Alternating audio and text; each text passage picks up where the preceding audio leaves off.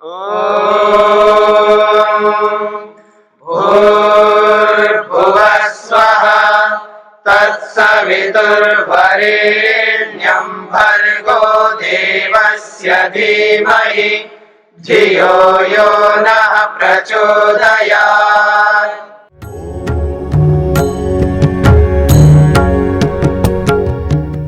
क्या कहना चाह रहे हैं? निष्काम कर्मों से कर्म खत्म हो जाएंगे, कर्मों के कारण ही तो बंधन है।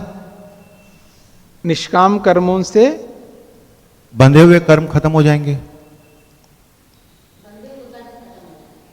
नहीं, बंधे कर्मों के कारण से बंधन होता है और जन्म। यहां सांख्य दर्शन में मिथ्या ज्ञान से बंधन होता है और तत्व ज्ञान से मोक्ष होता है। नहीं, सांख्य दर्शन अलग हो गया और कर्म दर्शन अलग हो गया, ये थोड़ी कह सकते हैं हम तो यही कहेंगे ना कि कर्मों के कारण से बंधन होता है। नहीं, आप क्या कहेंगे, मैं क्या कहूंगा, तीसरा क्या कहेंगे, ये बात हम नहीं देखते ना। हम देखते हैं प्रमाण, स्टैंडर्ड। हमें स्टैंडर्ड के अकॉर्डिंग चलना होता है ना। तो जिस सांख्य दर्शन का सिद्धांत है, जिसको हम लेकर के चल रहे हैं, उस सिद्धांत में मिथ्या ज्ञान से बंधन होता है और तत्व ज्ञान विवेक से मोक्ष होता है। यह सिद्धांत है। अब उस तत्व ज्ञान के साथ आप निष्काम कर्मों को जोड़िए, भक्ति को जोड़िए, सब जोड़िए, उसमें कोई आपत्ति नहीं है। और उस बंधन के साथ में, उस मिथ्या ज्ञान के साथ में आप सकाम कर्म जोड़िए, पाप कर्म जोड़िए, कुछ भी जोड़ दीजिए, उसका कोई निषेध नहीं है। लेकिन मुख्य कारण को सामने रखा जा रहा है। मुख्य कारण है मिथ्या ज्ञान। मिथ्या ज्ञान से बंधन होता है और तत्व ज्ञान विवेक से मोक्ष होता है। ये अवधारणा कि कर्मों के कारण से बंधन होता है और कर्म खत्म होने से बंधन खत्म हो जाते हैं, ये गलत है। देखिए, मैं गलत नहीं कह रहा हूं। सांख्य दर्शन में ऐसा सिद्धांत नहीं है। ये हमारे को क्या फर्क पड़ता है? सांख्य दर्शन, योग दर्शन, हमको तो समग्र चिंतन चाहिए। हाँ, तो केवल कर्मों से नहीं होता है, केवल कर्मों से नहीं होता है। इसका कोई प्रमाण? यही तो प्रमाण है, प्रमाण ही तो दे रहा हूं। ये भी कथन ही है। नहीं नहीं, कथन का मतलब ऐसा होता है। प्रमाण जो है, अभी प्रमाण पढ़ेंगे, अभी आ रहे हैं प्रमाण। प्रमाण किसको कहते हैं? प्रमाण किसको कहते हैं आपको पहले समझना पड़ेगा ना। प्रमाण किसको कहते हैं? प्रत्यक्ष प्रमाण, एक अनुमान प्रमाण और शब्द प्रमाण। तो शब्द प्रमाण तो दे ही रहा हूं ना मैं। तो शब्द प्रमाण तो ये भी है कि निष्काम कर्म करने से कर्म बंध खत्म होते हैं। निष्काम कर्म करने से कर्म बंध खत्म होते हैं, और कर्म बंध नहीं होता है तो पुनर्जन्म नहीं होता। नहीं नहीं, निष्काम कर्म करने से कर्म समाप्त होते, कटते हैं, कटते हैं। हाँ। वो प्रमाण कौन सा प्रमाण है? गीता में। गीता में वो श्लोक बताइए।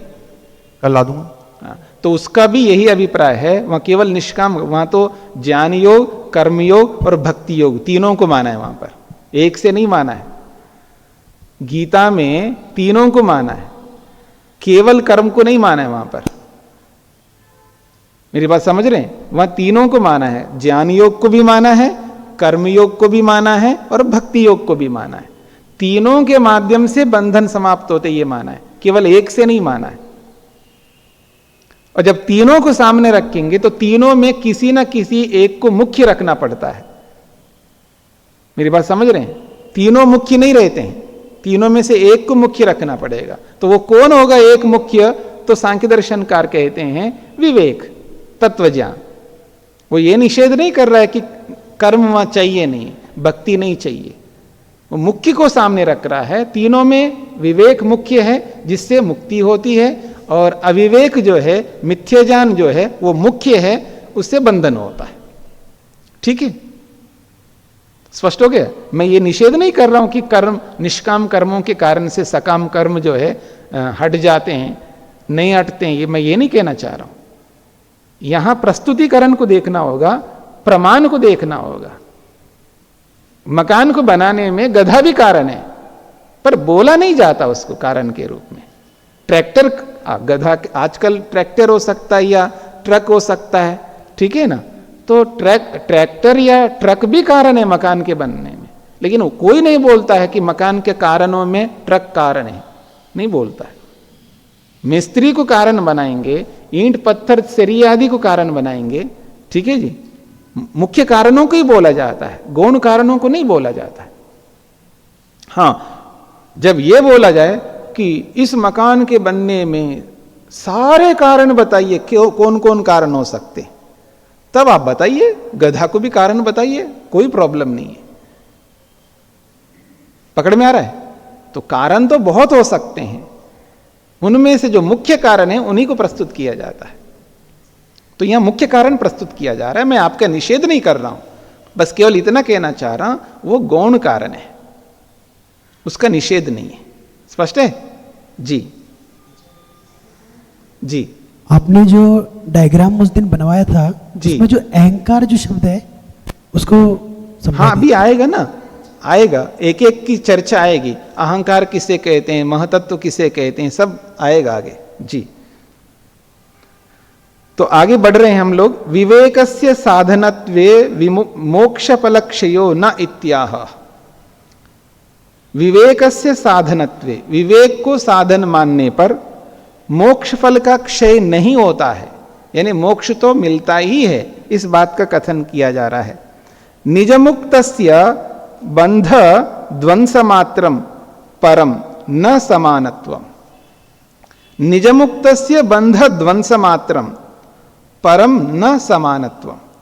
स्वरूपतो मुक्तस्य पुरुषस्य विवेकात् खलु बंधस्य ध्वंस मात्रम भवति।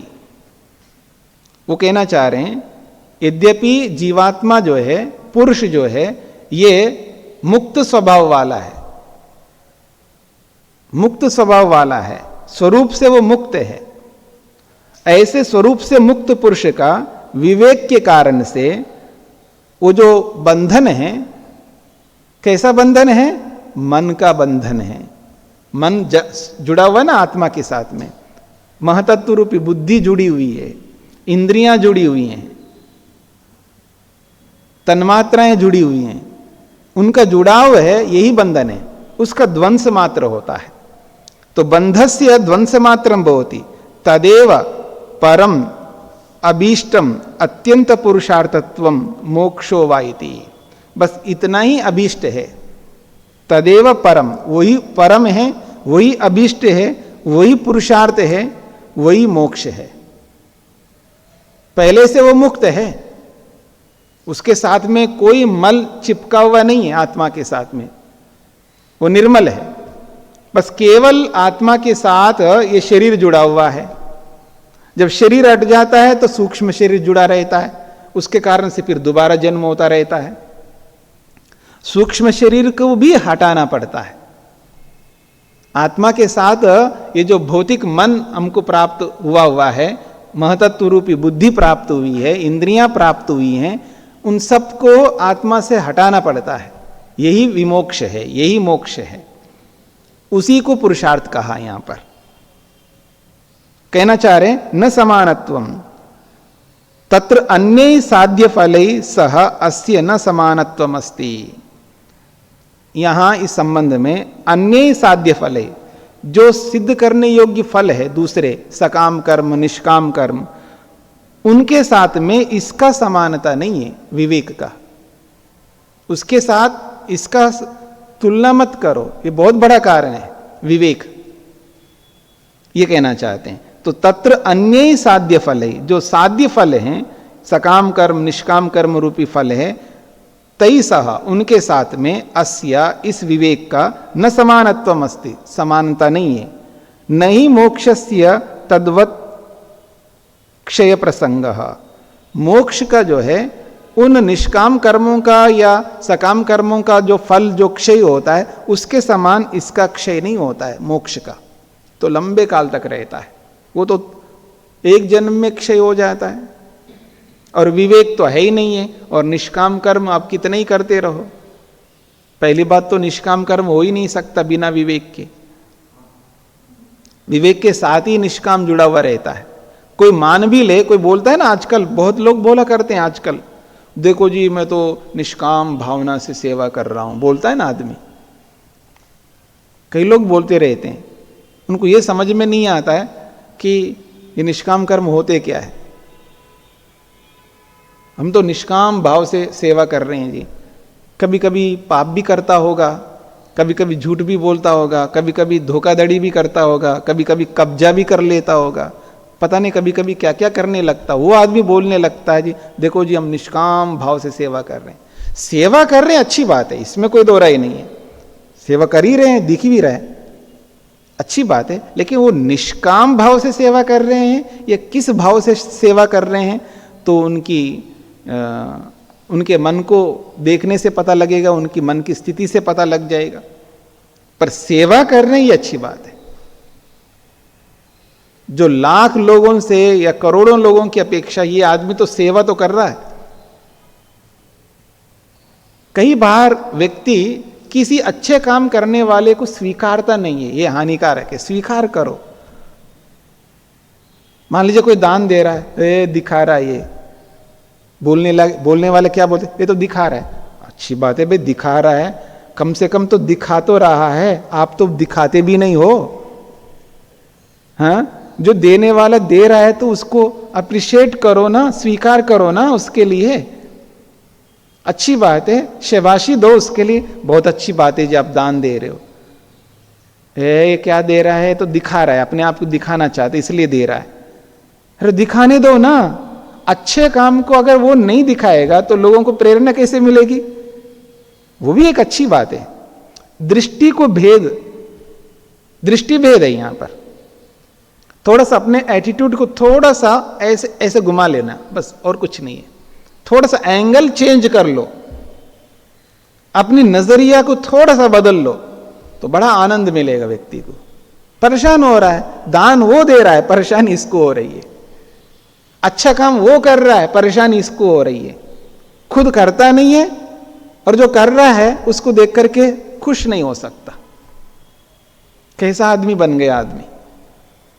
हानिकारक है ये सब, बहुत हानिकारक है। प्रसन्न रहो, और प्रसन्न रहना बहुत बड़ा पुण्य कर्म है, ये भी याद रखना। हां, एक बात मैंने बताई थी ना आपको, स्मृति याद रखना भी बहुत बड़ा पुण्य कर्म है। किसकी स्मृति? खाने की स्मृति नहीं, हाँ, सोने की स्मृति नहीं, हाँ, मुक्ति को प्राप्त करने वाले जितने भी विषय हैं उनको याद रखना।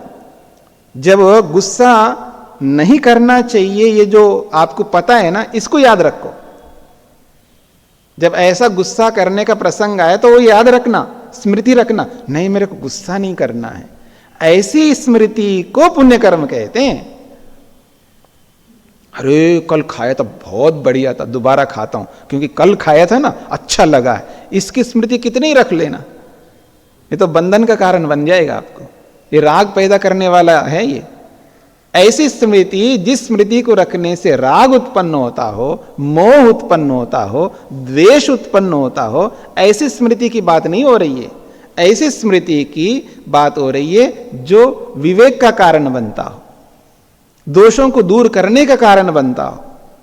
ऐसी स्मृतियों को याद रखने को पुण्य कर्म कहते हैं। ठीक इसी प्रकार से किसी के दान देने की प्रवृत्ति को देख करके, किसी की सेवा करने की प्रवृत्ति को देख करके, किसी के व्यायाम को देख करके, किसी की साफ सफाई को देख करके, किसी के अच्छे दिखने को देख करके अपने आप को खुश रखना, ये भी पुण्य कर्म है।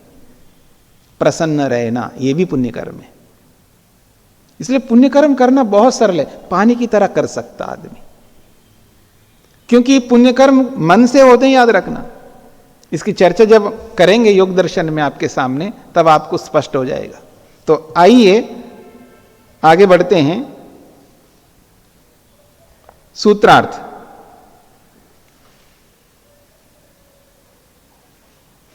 स्वरूप से मुक्त पुरुष का, स्वरूप से मुक्त पुरुष का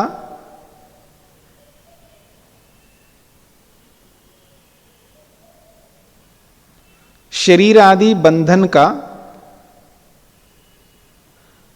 शरीर आदि बंधन का नाश होना मात्र ही, नाश होना मात्र ही परम पुरुषार्थ है।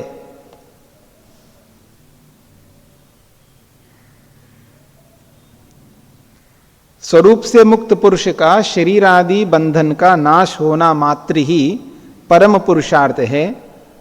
अन्य सकाम आदि फलों के साथ, अन्य सकाम आदि फलों के साथ इसकी समानता नहीं है।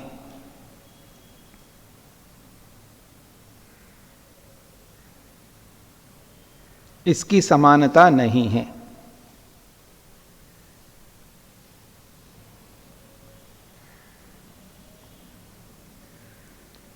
अब ये विवेक प्राप्त कैसे हो, विवेक की प्राप्ति हमें किस प्रकार करनी चाहिए, विवेक हमारे जीवन में कैसे आ जाए, इसके लिए आगे चर्चा की जा रही है। महत्वपूर्ण चर्चा है।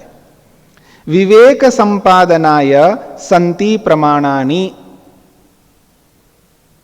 अपि साधनत्वेन उपयुक्तानि इति उच्यते।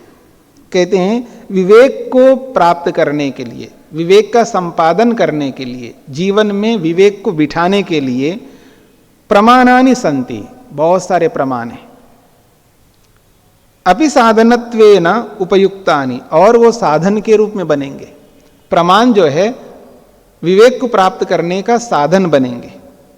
इति उच्यते, इस बात को लेकर के आगे प्रस्तुत किया जा रहा है। द्वयोः एकतरस्य वा अपि असन्निकृष्टार्थ परिच्छित्तिः प्रमा तत्साधकम तत्साधकतमं यत् तत् त्रिविधम प्रमाणम् तत्सिद्धौ सर्वसिद्धेर न आधिक्य सिद्धि। दो सूत्रों को एकत्रित करके एक साथ एक रूपता दिखाया जा रहा है यहां पर।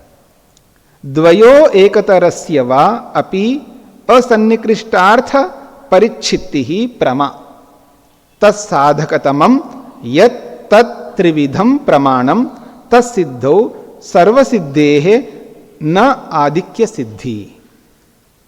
एतयो सूत्रयो एक वाक्यता अस्ति। इन दो सूत्रों में एक रूपता है। द्वयो का अर्थ है प्रकृति पुरुषयो विवेकाय, प्रकृति और पुरुष इन दोनों के विवेक के लिए। यद्वा एकतरस्य पदार्थस्य प्रकृतेः पुरुषस्य विवेकाय अपि, अथवा दोनों में से किसी एक का विवेक करो। कहते हैं असन्निकृष्टार्थ परिच्छित्ति अनादिगतार्थस्य परिनिष्ठा परिज्ञानम निश्चय। कहते हैं अनधिगतार्थस्य, अनधिगतार्थस्य का मतलब है एक होता है अधिगत और एक होता है अनधिगत। तो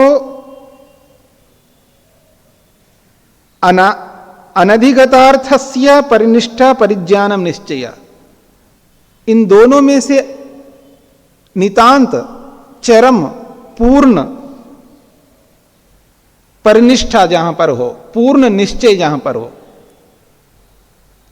जहां कुछ बचा ना रहे, कोई कसर ना रहे, लेश मात्र भी वहां पर कमी ना रहे, तो पूर्णता को लेकर के यहां पर कहा जा रहा है कि परिनिष्ठा परिज्ञानम निश्चय, पूर्ण निश्चय, उसका नाम है प्रमा। प्रमा का मतलब है ज्ञान, विवेक।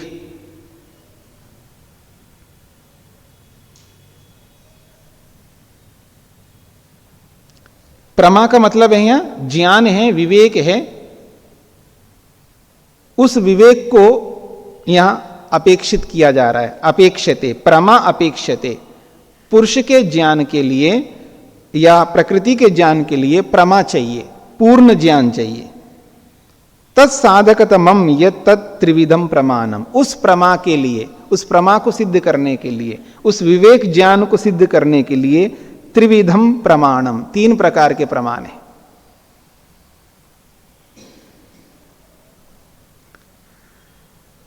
तस्य साधकतमम यत् तत् त्रिविधम प्रमाणम भवति, उस प्रमा को सिद्ध करने के लिए तीन प्रकार का प्रमाण है। तत्सिद्धो सर्वसिद्धे। उन तीनों प्रमाणों को अगर हमने सिद्ध कर लिया है तो सब कुछ पदार्थ सिद्ध हो जाएंगे, सबका प्रमा हमें हो जाएगा, यानी सबका ज्ञान हो जाएगा। हमने शब्द प्रमाण को जान लिया, शब्द प्रमाण को अपना करके पदार्थों को जान लिया, अनुमान प्रमाण को अपना करके अनुमान के माध्यम से पदार्थों को जान लिया, और प्रत्यक्ष प्रमाण के माध्यम से पदार्थों को जान लिया, तो फिर कुछ बचा नहीं रहता। शब्द प्रमाण, अनुमान प्रमाण और प्रत्यक्ष प्रमाण, तीनों प्रमाणों के माध्यम से हमने जान लिया है तो और कुछ शेष नहीं रहता, प्रमा हो जाता है, यानी ज्ञान हो जाता है, विवेक हो जाता है। यही कहना चाह रहे हैं। तत्सिद्धो सर्व सिद्धे शास्त्रांतरेषु स्यु अधिकानि प्रमाणानि। दूसरे शास्त्रों में 3 से अधिक भी प्रमाण हो जाए, हमें कोई आपत्ति नहीं है, पर हमारे शास्त्र में 3 प्रमाण है। कहते हैं भिन्न शास्त्रों में अधिकानि प्रमाणानि स्यु, अधिक प्रमाण भले हो जाए, किंतु अत्र तो त्रिविध प्रमाण सिद्धो। 3 प्रमाणों के माध्यम से पदार्थ मात्र की सिद्धि हो जाती है। त्रिविध प्रमाण स्वीकारे, 3 प्रमाणों के स्वीकार करने पर त्रिविध प्रमाण व्यवहारे, तीनों प्रमाणों को अपने व्यवहार में लाने पर सर्वसिद्धे, संपूर्ण पदार्थों की सिद्धि होती है। प्रकृति पुरुष विवेक यो हो, विवेक योग्य सर्वार्थ सिद्धे।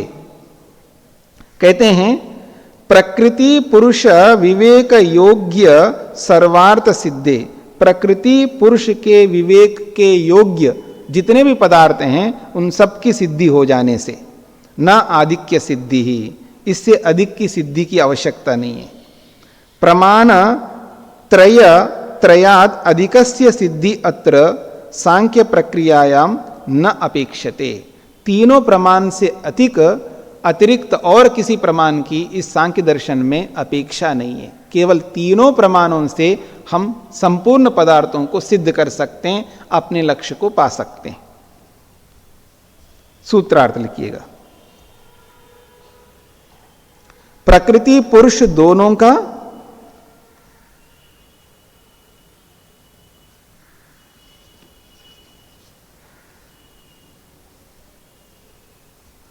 प्रकृति पुरुष दोनों का अथवा दोनों में से एक का।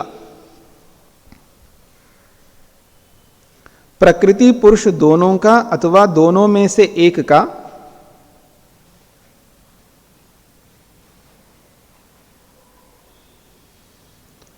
पहले से न जाने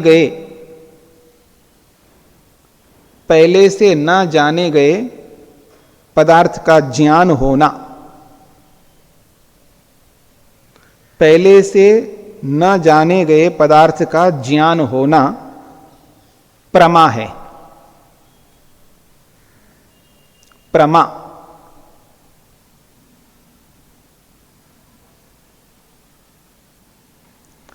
उस प्रमा की सिद्धि का जो कारण है, उस प्रमा की सिद्धि का जो कारण है,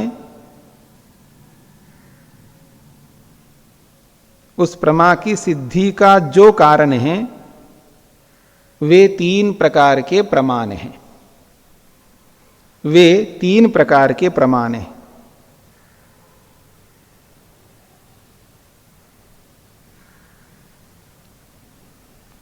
ये 87वें सूत्र का अर्थ हो गया। 88वें सूत्र का अर्थ लिखिएगा। 3 प्रमाणों से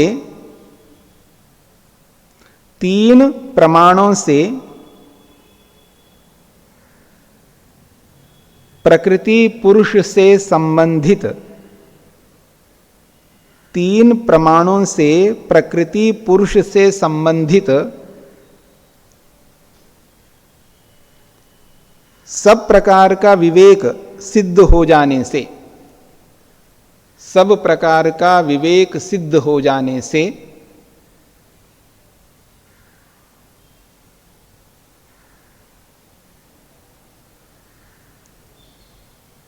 तीन प्रमाणों से अधिक प्रमाणों की, 3 प्रमाणों से अधिक प्रमाणों की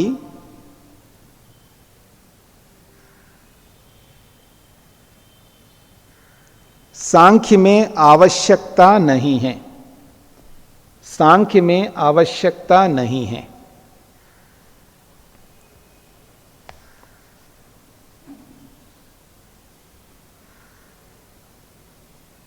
हां जी, तो 3 प्रमाणों की चर्चा आगे करेंगे। तत्र प्रमाणत्रये विभागः उच्यते लक्षणं च एकैकस्य प्रदर्श्यते। तत्र उन 3 प्रमाणों में, प्रमाणत्रये उन तीनों प्रमाणों में विभाग उच्यते, उन तीनों प्रमाणों का विभाग किया जा रहा है और एक एकस्य लक्षणम प्रदर्श्यते, और एक एक प्रमाण का लक्षण, उसकी परिभाषा भी की जा रही है। प्रथमम प्रत्यक्षम, पहला जो प्रमाण है वो प्रत्यक्ष प्रमाण है। तो प्रत्यक्ष प्रमाण की परिभाषा, उसका लक्षण यहां पर किया जा रहा है। यत् संबंध सिद्धि तद आकारोल्लेखी विज्ञानम तत्प्रत्यक्षम, यह प्रत्यक्ष प्रमाण की परिभाषा है सांख्य के आधार पर। कहते हैं यत् संबंध सिद्धि तद आकारोल्लेखी विज्ञानम तत्प्रत्यक्षम। यस्य संबंधो यत् संबंधा, जिसका संबंध है उसको यत् संबंध कहते हैं। यत् संबंधा को खोल के समझाया जा रहा है, शब्द की सिद्धि बता रहे हैं। यस्य संबंध यत् संबंध, जिसका संबंध है उसको यत् संबंध कहते हैं। यह षष्ठी तत्पुरुष हो गया। तेन सिद्धम यत् संबंध सिद्धम, तेन सिद्धम, उससे, उसके द्वारा जो सिद्ध होता है उसको यत् संबंध सिद्धम कहते हैं। अर्थात यस्य वस्तुनः संबंधेन सिद्धम पुरुषे अधिगतम, यस्य वस्तुना, जिस वस्तु के संबंधेन, संबंध से, सिद्धम, सिद्ध होता है, जिस वस्तु के संबंध से जो सिद्ध होता है, पुरुषे अधिगतम, अर्थात पुरुष में वो अधिगत हो जाता है, पुरुष में वो ज्ञान आ जाता है जिसके संबंध से। तद वस्तु रूपोद्भासी, तद आकारोल्लेखी का मतलब है तद वस्तु स्वरूपोद्भासी, उस वस्तु का जो स्वरूप है वो उद्भास होता है, यानी प्रकट होता है, और वो स्वरूप का जो प्रकट होना है वही विज्ञानम, वही ज्ञान है। विज्ञानम भवति, वही विज्ञान कहलाता है। तत् प्रत्यक्षम प्रमाणम, उसी को प्रत्यक्ष प्रमाण कहते हैं। बहुत अलग प्रकार की परिभाषा है यहां पर। यत् संबंध सिद्धम का मतलब हुआ है जिस वस्तु के संबंध से, मेरी ओर देखिएगा, मेरी आंखें आपको देख रही है, आप कौन है? वस्तु है, एक पदार्थ है आप। तो यत् संबंध सिद्धम का मतलब है यस्य वस्तुनः, जिस वस्तु के साथ संबंध हो रहा है। तो मेरी आंख का आप रूपी वस्तु के साथ संबंध हो गया। उस संबंध से जो सिद्ध होता है, मतलब जो ज्ञान होता है कि आप हैं, आप पुरुष हैं, आप व्यक्ति हैं, आप मनुष्य हैं, आप विद्यार्थी हैं, ये ज्ञान होता है मेरे को। इसी का नाम प्रत्यक्ष है। सूत्रार्थ लिखिएगा। जिस वस्तु के संबंध से, जिस वस्तु के संबंध से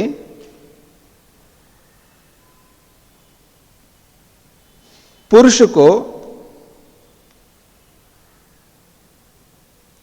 जिस वस्तु के संबंध से पुरुष को प्राप्त होने वाला ज्ञान, जिस वस्तु के संबंध से पुरुष को प्राप्त होने वाला ज्ञान उस वस्तु के स्वरूप को, उस वस्तु के स्वरूप को दर्शाने वाला होता है। उस वस्तु के स्वरूप को दर्शाने वाला होता है, वह प्रत्यक्ष कहलाता है।